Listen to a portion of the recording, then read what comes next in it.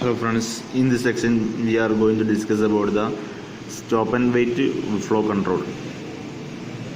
The flow controls are classified into two types. That is stop and wait flow control and sliding window flow control. Now we are going to discuss about stop and wait flow control. It is the simplest form of flow control. That is, stop and wait flow control is the simplest form of the flow control. A source entity transmits a frame. After the destination entity receives the frame, it indicates its willingness to accept another frame by sending back an acknowledgement to the frame just received.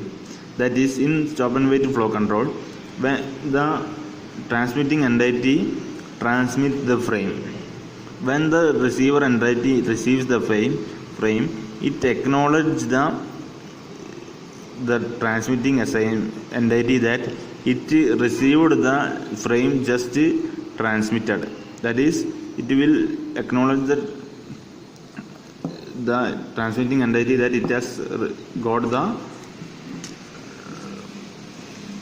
frame. The source must wait until it receives the acknowledgement before sending the next frame. That is, when the source will waits for the acknowledgement. The source transmits the next frame only after the arrival of acknowledgement. The destination can thus stop the flow of data simply by withholding the acknowledgement. By this means the destination can stop the entire data flow by simply withholding the acknowledgement. When the message is having larger frame, the source will break up the large block of data into smaller blocks and transmit the data in many frames. That is, if the message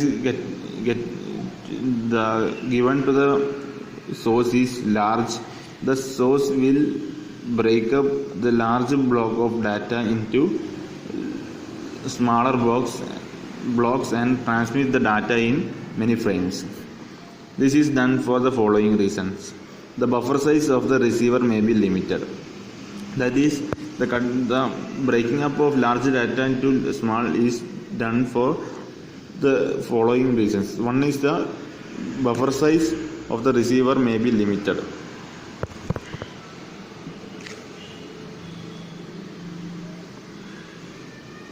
That is, one reason is the size of the buffer size of the receiver will be limited. It cannot handle large data.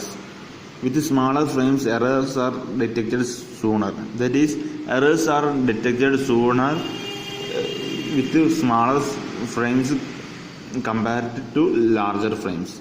On a shared medium such as LAN, it is not desirable to permit one station to occupy the medium for an extended period, thus causing long delays at the other sending station.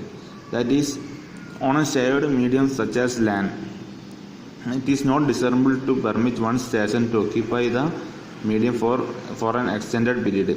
That is, in shared medium, for example LAN, it is not desirable to permit one station to occupy the medium for a long period, thus causing the delays at the other sending station. That is, if we allow one station to occupy the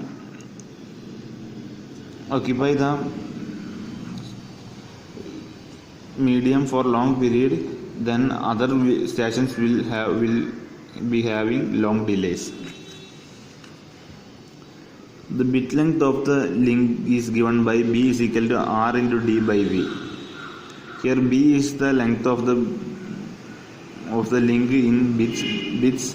R is the data rate of the link in bits per second.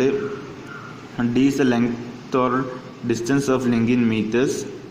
And V is the velocity propagation in meter per second. That is, B is the length of link in bits, R is the data rate width of the link in bits per second, d is the distance of the link in meters, and v is the velocity of propagation in meter per second. Let the transmission time is normalized to 1. Here we consider that transmission time is normalized to 1. The propagation delay A is equal to B by L. L is the number of bits in the frame. The propagation delay, that is A, is given by B by L. L is the number of bits in the frame, and B is the length of link in bits. Then when A less than 1, the propagation time will be less than transmission time.